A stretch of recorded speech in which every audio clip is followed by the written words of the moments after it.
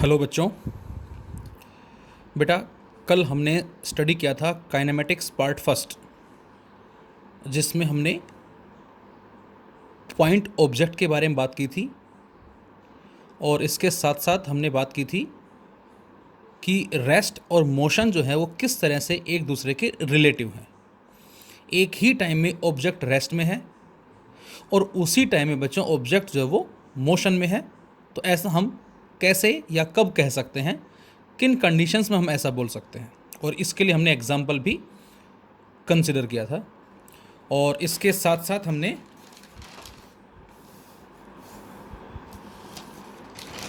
ये स्टडी किया था कि इस काइनेमेटिक्स में बच्चों हमें पढ़ना क्या है बेटा।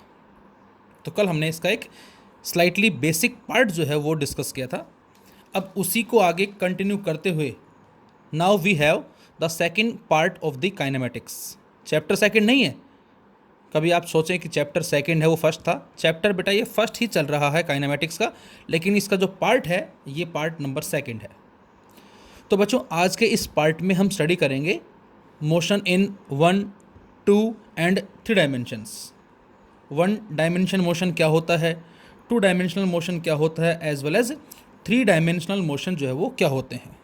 और डेली लाइफ में जो हम एग्जाम्पल्स जो हम ऑब्जर्व करते हैं, देखते हैं, उनमें कौन कौन से या कौन कौन सी टाइप जो है वो 1D, 2D या 3D की जो एग्जिस्ट करती है।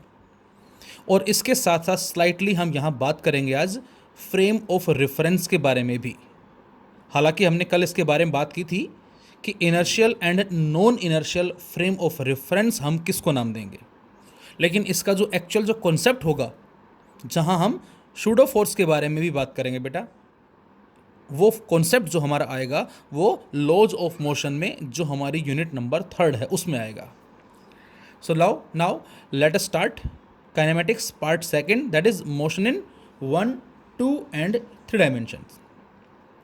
अब बच्चों कल हमने बात की थी सिस्टम ऑफ कोऑर्डिनेट्स के बारे में, एक रेक्टेंगुलर कोऑर्डिनेट सिस्टम के बारे में बात की थी हमने, जिसमें x axis, y axis as well as z axis के बारे में बात की थी बेटा हमने कुछ इस तरह से। Suppose this one is x, this one is y and this one is z. इसके बारे में हमने बात की थी। और फिर हमने बात भी की थी कि जब भी कभी हमें किसी भी ऑब्जेक्ट की पोजीशन को स्पेसिफाई करना है, जब भी कभी हमें किसी भी ऑब्जेक्ट की पोजीशन को स्पेसिफाई करना है तो उसके लिए हमें नंबर ऑफ कोऑर्डिनेट्स जो है वो चाहिएंगे। अब कितने कोऑर्डिनेट्स चाहिएंगे डिपेंड करता है किस टाइप का वो मोशन है। जैसे first 1 dimensional motion. 1 dimensional motion बच्चों हमने किसको नाम दिया है, तो आंसर है the motion of any object is said to be 1 dimensional if only 1 out of 3 coordinates is required to specify the position of the object with the passage of time। क्या मतलब इस बात का बच्चों,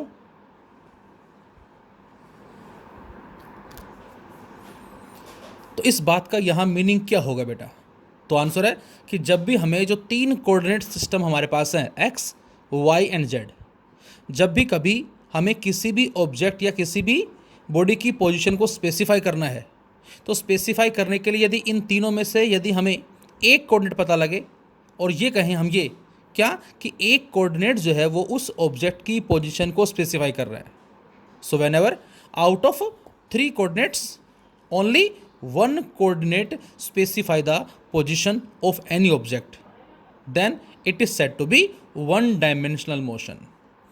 अब एक ही कोऑर्डिनेट यदि उसकी पोजीशन को स्पेसिफाई कर दे, इस बात का दूसरा मीनिंग क्या होगा, इस बात का दूसरा मीनिंग होगा बेटा कि वो ऑब्जेक्ट जो है या तो वो एक्स में जा रहा है, या हम ये कह सकते हैं कि वो ऑब्जेक्ट वाई में जा रहा है, या हम ये कह सकते हैं कि ऑब्जेक्ट जेड में जा रहा है।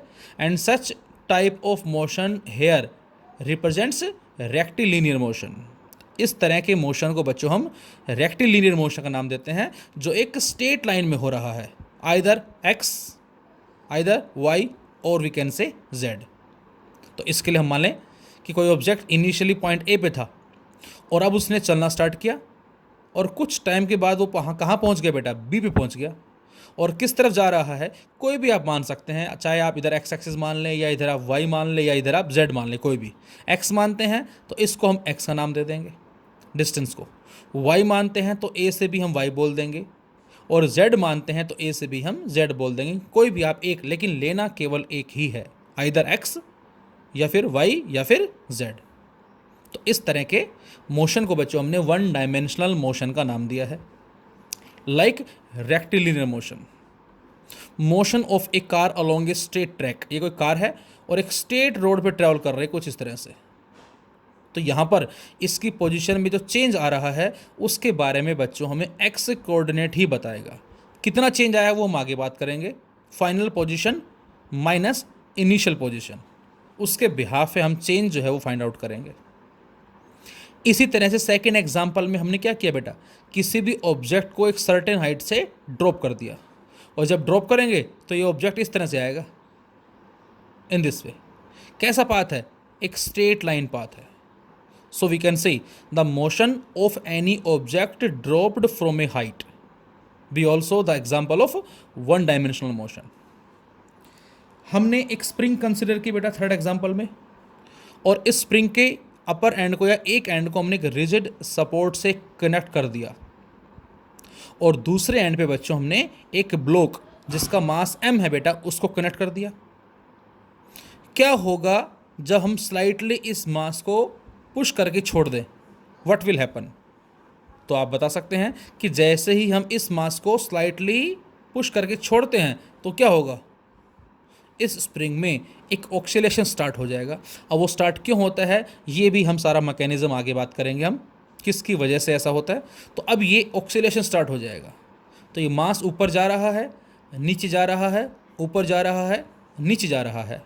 So oscillation of a mass suspended from a vertical spring be also an example of one dimensional motion. बच्चों ये भी एग्जाम्पल किसका है, 1D। 1D का क्यों है बेटा दोबारा से, क्योंकि यहाँ पर इनकी पोजीशन को केवल एक कोऑर्डिनेट ही स्पेसिफाई करेगा, जो कि x हो सकता है या फिर y हो सकता है या फिर z हो सकता है। तो डेली लाइफ में बच्चों ऐसे बहुत सारे एग्जाम्पल होंगे जिसमें जब भी आपसे कहा जाए कि किसी भी ऑब्जेक्ट की पोजीशन को एक कोऑर्डिनेट स्पेसिफाई करे, then which type of motion, तो हमारा एग्जाम्पल होगा ये वन डायमेंशनल मोशन कहलाएगा। अच्छा, यदि एक की जगह दो चाहिए तो इसमें लिखा हमने the motion of any object is said to be one dimensional if only one out of 3 coordinates. इसमें हम क्या लिखेंगे बच्चों, इसमें हम लिखेंगे द मोशन, सेम उसी की तर्ज पे, देखो बिल्कुल मैं इसी की तर्ज पे बोल रहा हूँ, the motion of any object is said to be 2। अब हम यहाँ वर्ड लगा देंगे 2 dimensional if only 2 out of 3 coordinates are required. अब इसकी जगह आ जाएगा required to specify the position of the object with the passage of time, और we can say out of 3 coordinates only 2 coordinates specify the position of any object, then it is said to be 2 dimensional motion. उस case में हम इस motion को बच्चों नाम देंगे 2D का। Like motion in a plane, कैसा plane, XY YZ ZX। Suppose मैं आपसे कहता हूँ कि कोई पॉइंट ऑब्जेक्ट जो है बेटा इनिशियली पॉइंट A पे है, और जिसके XY कोऑर्डिनेट हमने मान लिया X1 Y1, और वो कहाँ पहुँच गया, पॉइंट B पे पहुँच गया है जिसके कोऑर्डिनेट्स है X2 Y2। तो इसका मतलब उसकी पोजीशन में एक बदलाव आया, उसकी पोजीशन में एक चेंज आया, जो हम आगे फाइंड आउट करना सीखेंगे कि कितना चेंज आया, वो हम आगे फाइंड आउट करेंगे। तो इसका मतलब वो पहुंच गया इस पॉइंट A से पॉइंट B पे, इसके कोऑर्डिनेट्स X1 Y1 बेटा, इसके कोऑर्डिनेट्स X2 Y2 हमारे पास है। तो इसका मतलब ये हुआ क्या कि यहाँ पर इस ऑब्जेक्ट की पोजीशन को स्पेसिफाई करने के लिए बच्चों हमें 2 कोऑर्डिनेट्स चाहिए, जो एक x के लिए है और एक y के लिए है। That is why this is known as 2 dimensional motion. तो जब भी कभी हमें किसी भी ऑब्जेक्ट की पोजीशन को स्पेसिफाई करने के लिए 2 कोऑर्डिनेट्स चाहिए, तो ऐसे मोशन को बच्चों हम बोलते हैं 2 डायमेंशनल मोशन। बड़ा अच्छा एग्जाम्पल है इसका हमारा, कैरम बोर्ड सभी ने खेला हुआ है, और अक्सर जब हम कैरम खेलते हैं तो स्टार्टिंग से ही जो उसमें एक रानी होती है उसके पीछे पड़ जाते हैं, भाई पीछे पढ़ना भी वाजिब है, क्योंकि उसका जो नंबर जो है वो 50 नंबर की आई थिंक होती है। लेकिन एक और कंडीशन हमारे साथ अटक जाती है कि उसको निकालने के बाद एक गोटी और निकालनी है। तो इसका मतलब जो हम कैरम खेल रहे हैं, जो कैरम की गोटी है, मे बी वो रानी है या वो वाइट कलर की गोटी है कॉइन टाइप में जो हो गया, या ब्लैक कलर की जो भी है, उसका जो मोशन हो रहा है that is also represents two dimensional motion. A carrom coin motion on carrom board be also example of two dimensional motion. आप सभी ने बिलियर्ड्स के बारे में सुना है। बिलियर्ड स्नूकर गेम जो होता है जिसमें एक टेबल होती है बेटा, और इस टेबल पे बहुत सारी बॉल्स होती हैं और एक स्टिक होती है हमारे पास, और उस स्टिक से हम स्ट्राइक करके इन बॉल को इन कॉर्नर में डालते हैं। ये शायद आपने देखा होगा, मे बी खेला नहीं होगा, थोड़ा सा कॉस्टली गेम है ये। तो यहाँ पर भी सेम कॉन्सेप्ट है कि जो बिलियर्ड्स बॉल होती है जो मूवमेंट कर रही है वो एक प्लेन में मूवमेंट कर रही है। विच प्लेन? से एक्स वाई प्लेन। ये एक्स एक्सिस हो गई, ये वाई एक्सिस हो गई। जेड तो कहाँ है? जेड तो ऊपर है, लेकिन यहाँ पर जो मोशन है वो एक प्लेन के अंदर है, say x y plane. So we can say that this is also an example of two dimensional motion. A billiard ball motion on billiard table be also the two dimensional motion.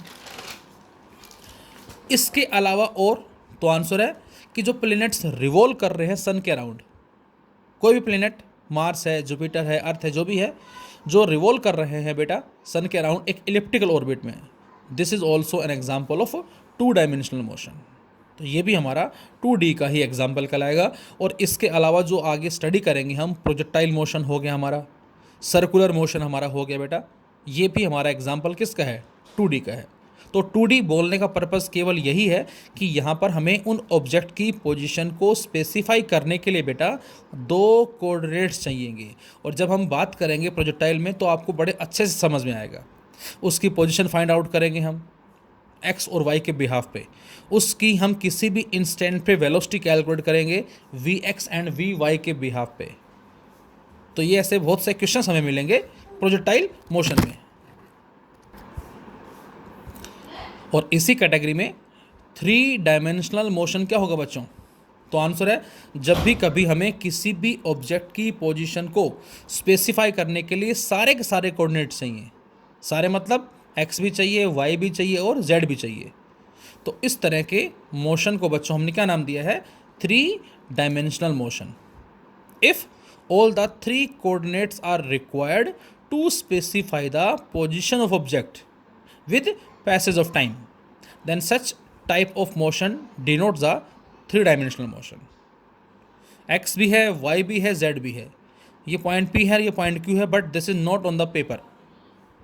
यहाँ जो point p और q नज़र आ रहे हैं ये इस तरह से हैं ताकि वहाँ x भी आ जाए, y भी आ जाए, as well as z coordinate भी शामिल हो जाए।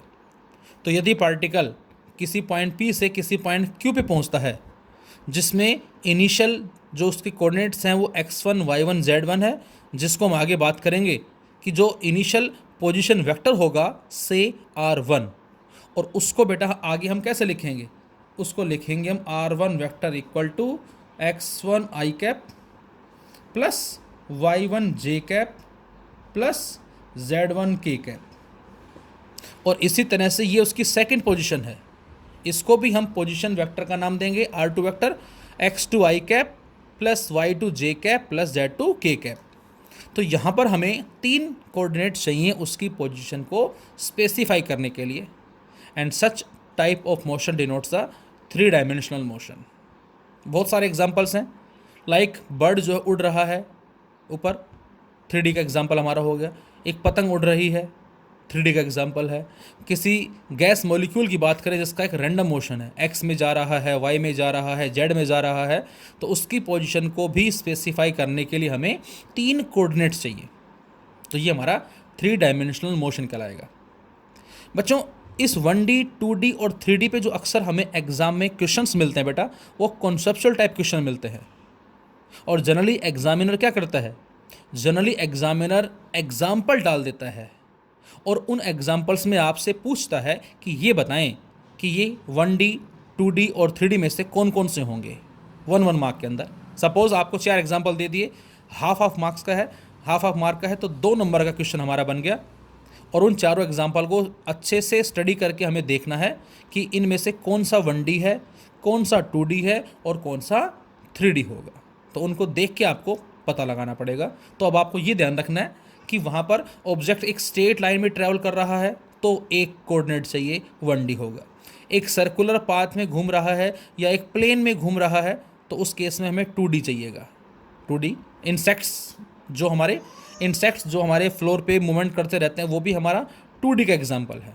और जब भी कभी तीनों के तीनों कोऑर्डिनेट्स चाहिए, लाइक काइट हो गया, गैस मॉलिक्यूल का मोशन हो गया, बर्ड जो उड़ रहा है, एरोप्लेन का हो गया, ये सारे हमारे 3D के एग्जाम्पल्स कहलाएंगे। तो this is 1D, 2D as well as 3D। एक बच्चों हमने कल बात की थी फ्रेम ऑफ रेफरेंस के बारे में। एक बच्चे ने पूछा कि सर थोड़ा सा इसको एक्सप्लेन आप और करें। बच्चों ये जो कॉन्सेप्ट है फ्रेम ऑफ रेफरेंस का, अभी तो केवल आप इतना ही याद रखें कि किसी भी ऑब्जेक्ट की पोजीशन को स्पेसिफाई करने के लिए हमें एक सेट चाहिए कोऑर्डिनेट सिस्टम का। Frame of reference is a system of coordinates. एक सिस्टम ऑफ कोऑर्डिनेट्स है, axis attached to the observer, having clock with him. ये जो हम स्टेटमेंट बोल सकते हैं, clock with him with respect to which the observer can describe the position, velocity, acceleration etcetera of a moving object. हमने एक frame अपनी तरफ से चूज कर लिया है, लेकिन इस फ्रेम ऑफ रेफरेंस जैसा कि हमने कल बात की थी inertial as well as non inertial, ये बड़ा अच्छे से आप इसको लॉज ऑफ मोशन में स्टडी करेंगे। यहाँ मैं थोड़ा सा बता जरूर रहा हूँ, लेकिन ये आई थिंक मैं समझता हूँ प्रॉपरली समझ में आपको वहाँ आगे आएगा लॉज ऑफ मोशन के अंदर कि किस तरह से हम सूडो फोर्स को अप्लाई करके प्रॉब्लम को शॉर्ट आउट कर सकते हैं, सोल्व कर सकते हैं। So we can say the frame of reference is a system of coordinates axis. ये कोऑर्डिनेट एक्सिस का एक सिस्टम है अटैच्ड टू द ऑब्जर्वर। कोई भी ऑब्जर्वर है जो उसको ऑब्जर्व कर रहा है और टाइम को नोट डाउन करने के लिए हमने मान लिया कि उसके साथ एक क्या है, एक घड़ी भी है, क्लॉक भी है। विद रिस्पेक्ट टू विच, जिसके रिस्पेक्ट में the observer can describe the position, velocity, acceleration of moving object. जो किसी भी मूविंग ऑब्जेक्ट की पोजीशन को डिस्क्राइब कर रहा है, वेलोसिटी को डिस्क्राइब कर रहा है, एक्सेलरेशन को डिस्क्राइब कर रहा है, एटसेट्रा। और in other words we can say the fixed point or place or reference mark with respect to which the position, displacement, velocity, acceleration of a body is measured. तो किसी भी एक fixed point से हमें position, displacement, velocity, acceleration जो है किसी भी ऑब्जेक्ट की उसको मेजर करना, उसी को ही बच्चों हमने फ्रेम ऑफ रेफरेंस का नाम दिया है। दो तरह के फ्रेम ऑफ रेफरेंस हम लेते हैं बेटा, कौन कौन से, जिसमें फर्स्ट हमारा होता है क्या, that is inertial frame of reference. First one is inertial frame of reference and the second one is non inertial.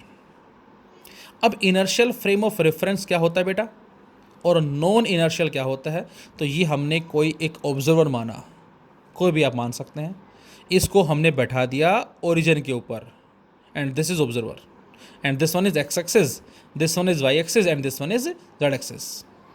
A frame of reference having no acceleration, a frame of reference having no acceleration, जिसका कोई acceleration नहीं है। इस बात का मतलब क्या होगा बेटा, इस बात का मतलब होगा आइदर एट रेस्ट, या तो रेस्ट में है, और moving with constant velocity is called inertial reference frame. और इसमें लॉज ऑफ मोशन जो है बेटा hold equally good in all the inertial reference frames. तो इसमें हम न्यूटन की लॉज जो है वो प्रॉपरली ओबे करते हैं। एक्शन रिएक्शन के कॉन्सेप्ट को हम अप्लाई करेंगे और उसके बिहाव पे जो हमारी प्रॉब्लम्स होती हैं उनको शॉर्ट आउट करेंगे हम। तो यहाँ पर ए आप अभी आज यही रखें कि ए जो है बेटा वो क्या है, ज़ीरो है। अब एक्सेलरेशन ज़ीरो है, इस बात का मतलब है या तो रेस्ट में है या वो कांस्टेंट वेलोसिटी से ट्रैवल कर रहा है। और वेलोसिटी कांस्टेंट एक ही केस में होती है बच्चों, किस में, स्ट्रेट लाइन पाथ। ना तो मैग्नीट्यूड चेंज हो रहा है और ना ही डायरेक्शन चेंज हो रही है, ध्यान रहे आपको, नाइदर मैग्नीट्यूड नॉर डायरेक्शन। जबकि non inertial frame, again we have an observer which is placed at the origin and the system is moving like in this way. तो यहाँ पर हम बोलेंगे क्या, ये ऑब्जर्वर जो है this is the non inertial reference frame है, और इसको नॉन इनर्शियल ऑब्जर्वर बोलेंगे कब, जब एक्सेलरेशन क्या है, not equal to zero. So the accelerated reference frame are called non-inertial reference frame. जो भी फ्रेम ऑफ रेफरेंस एक्सेलरेट्स कर रहा है, वेलोसिटी जो है वो कांस्टेंट नहीं है, उसको हमने non inertial frame of reference का नाम दिया है. और बच्चों यहाँ पर जो लॉज ऑफ मोशन है डू नॉट होल्ड गुड, वो अप्लाई प्रॉपरली नहीं होते. वी विल स्टडी लेटर, और इसको हम स्टडी करेंगे जैसा कि मैंने बताया आपको लॉज ऑफ मोशन के अंदर आगे, that a non-inertial observer cannot use or apply Newton laws of motion. कि जो नॉन इनर्शियल ऑब्जर्वर होता है दिस वन, ये न्यूटन के लॉज को अप्लाई नहीं कर सकता. उसको अप्लाई करने के लिए एक जुगाड़ चाहिए, एक एडजस्टमेंट चाहिए, और जो जुगाड़ या एडजस्टमेंट होगी वो एक इमेजनरी फोर्स के रेस्पेक्ट में होगी, और उस इमेजनरी फोर्स को हम आगे नाम देंगे सूडो फोर्स का नाम देंगे. और उस सूडो फोर्स के बिहाफ पे ही अब ये जो ऑब्जर्वर है ये न्यूटन के लॉज को अप्लाई कर सकता है. आई थिंक बात शायद समझ में कम आ रही होगी, लेकिन ये पॉइंट्स हम एक बार फिर से एक्सप्लेन करेंगे यूनिट नंबर 3 में. मैंने बताया अभी तो केवल ये याद रखें आप बेटा कि जब एक्सेलरेशन ज़ीरो है तो वो इनर्शियल होगा, acceleration is not equal to zero तो वो एक नॉन इनर्शियल होगा. जैसे एग्जाम्पल लिया हमने, ये हमारे को एक लिफ्ट हो गई बेटा, और इस लिफ्ट के अंदर एक पर्सन जो खड़ा है और एक पर्सन बाहर सपोज किसी रोड पे खड़ा हुआ है. This is observer A and this is observer B, दोनों ऑब्जर्वर हैं. अब यदि मैं आपसे कहूँ कि लिफ्ट जो है वो एक्सेलरेट्स कर रही है, तो आप इन ऑब्जर्वर के बारे में क्या कहोगे, इसके बारे में और इसके बारे में. वीडियो पॉज करके पहले खुद सोचें कौन सा इनर्शियल ऑब्जर्वर होगा और कौन सा नॉन इनर्शियल होगा, इसके हिसाब से सोचें ज़रा, और फिर आप इसको देख सकते हैं. तो हमें आंसर मिलेगा an observer A lies outside the lift and at rest. और रेस्ट में है बच्चों, इसका मतलब क्या है, इसका मतलब एक्सेलरेशन ज़ीरो है, और जब एक्सेलरेशन ज़ीरो होता है तो इसका मतलब क्या है बेटा, इनर्शियल ऑब्जर्वर बोलेंगे इसको हम. तो ये इनर्शियल ऑब्जर्वर को डिनोट करेगा. Another observer B lies inside the lift, दूसरा ऑब्जर्वर बी लिफ्ट के अंदर है, and become a non inertial observer. ये नॉन इनर्शियल ऑब्जर्वर होगा, लेकिन कब होगा, ये तभी होगा जब लिफ्ट क्या करेगी, एक्सेलेट्स करेगी, व्हेन द लिफ्ट एक्सेलेट्स. अच्छा मैं ये कहूँ कि लिफ्ट रेस्ट में है, तो यदि बच्चों लिफ्ट रेस्ट में है तो ये और ये दोनों को दोनों क्या कहलाएंगे, इनर्शियल ऑब्जर्वर कहलाएंगे. तो उस केस में बच्चों हम दोनों को इनर्शियल ऑब्जर्वर का नाम देंगे. तो ये इसका मतलब है कि जब ए की वैल्यू ज़ीरो है तो इनर्शियल, ए की वैल्यू ज़ीरो नहीं है तो नॉन इनर्शियल. अब ज़रा कुछ एग्जांपल्स लेते हैं, और इस एग्जांपल्स में आपको बताना है बेटा कि कौन सा जो एग्जांपल है हमारा इसमें इनर्शियल के लिए होगा और कौन सा नॉन इनर्शियल के लिए. देखें ज़रा, which of the observers are inertial and which are non inertial. Statement पढ़ें, वीडियो पॉज करें और फिर उसके बाद खुद बताएं. पहले केस में a child revolving in A giant wheel, एक जाइंट व्हील पे चाइल्ड जो है रिवॉल्व कर रहा है. अब आप खुद बताएं ये इनर्शियल का आएगा या नॉन इनर्शियल का आएगा. घूम रहा है मतलब बेशक से स्पीड जो है वो कांस्टेंट है, लेकिन वेलोसिटी कांस्टेंट नहीं है, कारण डायरेक्शन हर जगह चेंज हो रही है. इसका मतलब acceleration is not equal to zero, acceleration zero नहीं है. और जब एक्सेलरेशन ज़ीरो नहीं होता, अब आप खुद बताएं ये क्या कहलाएगा, दिस इज़ नॉन इनर्शियल. तो इसको क्या बोलेंगे बेटा हम, non inertial. Non inertial which of the observer, ये नॉन इनर्शियल ऑब्जर्वर बोलेंगे इसे. तो ये हमारा नॉन इनर्शियल ऑब्जर्वर कहलाएगा. अच्छा सेकंड बताएं, a boy in A sports car moving with a constant high speed of 250 kilometre per hour on A state road. अब बताएं कोई बच्चा जो है वो स्पोर्ट्स कार ड्राइव कर रहा है और बहुत तेज़ रफ्तार है, कितनी 250 किलोमीटर पर आवर, जो कि कांस्टेंट है.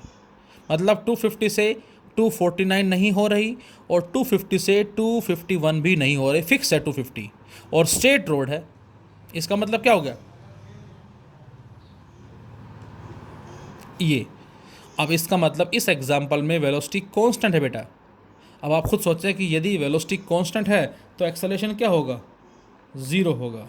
और जब एक्सेलरेशन ज़ीरो होता है तो क्या बोलेंगे इसको हम, बोलो, इसको बोलेंगे इनर्शियल ऑब्जर्वर। तो ये इनर्शियल ऑब्जर्वर कहलाएगा। थर्ड में, the pilot of an aeroplane which is taking off, take off कर रहा है पायलट, सीधी सी बात, जब टेक ऑफ होगा तो क्या होगा, एक्सेलरेशन होगा, और एक्सेलरेशन होगा तो answer is non inertial observer. तो ये नॉन इनर्शियल ऑब्जर्वर कहलाएगा। ए साइक्लिस्ट नेगोशिएटिंग ए शार्प टर्न, कोई साइक्लिस्ट जो है, साइकिल चलाने वाला जो है, साइकिल में बैठा है, चल रहा है और एक शार्प टर्न ले रहा है, और जब शार्प टर्न लेगा तो क्या होगा, वेलोसिटी चेंज होगी, और जब वेलोसिटी चेंज होगी तो इसका मतलब एक्सेलरेशन होगा, और एक्सेलरेशन होगा तो नॉन इनर्शियल ऑब्जर्वर कहलाएगा ये भी। The driver or we can say guard of a train which is slowing down to stop the train at station, कोई ड्राइवर है जो ट्रेन में बैठा है, ट्रेन चला रहा है, और जैसे स्टेशन आया वो उस ट्रेन को स्लो डाउन कर रहा है, क्या कहेंगे, तो आंसर है एक्सेलरेशन है ये भी बेटा। लेकिन नेगेटिव वैल्यू ऑफ एक्सेलरेशन बोलते हैं, इसको हम पढ़ेंगे आगे, रिटार्डेशन बोलेंगे, क्योंकि स्पीड घट रही है, डिक्रीज हो रही है। मैंने बताया कि स्पीड चाहे इंक्रीज हो या डिक्रीज हो, वो एक्सेलरेशन या रिटार्डेशन को एक्सप्रेस करेगा। इसका मतलब यहाँ पर भी ए जो है बेटा वो ज़ीरो नहीं है, और यदि ए ज़ीरो नहीं है इसका मतलब क्या होगा बच्चों, नॉन इनर्शियल ऑब्जर्वर। तो इन सभी एग्जाम्पल्स में ये नॉन इनर्शियल, ये नॉन इनर्शियल, ये नॉन इनर्शियल, ये नॉन इनर्शियल, ये एक इनर्शियल आया क्योंकि यहाँ पर एक्सेलरेशन ज़ीरो है। तो सीधा सीधे ही मीनिंग हमारा ये आ गया बेटा कि यदि एक्सेलरेशन की वैल्यू ज़ीरो है तो होगा इनर्शियल, और एक्सेलरेशन की वैल्यू ज़ीरो नहीं है तो होगा नॉन इनर्शियल। तो आज हम इतना स्टडी करेंगे, और कल से हम स्टार्ट करेंगे हमारा displacement, position, speed, velocity, average speed, average velocity, relative velocity के बारे में बात करेंगे हम। तो आज आप ये नोट डाउन करें। Thank you to all.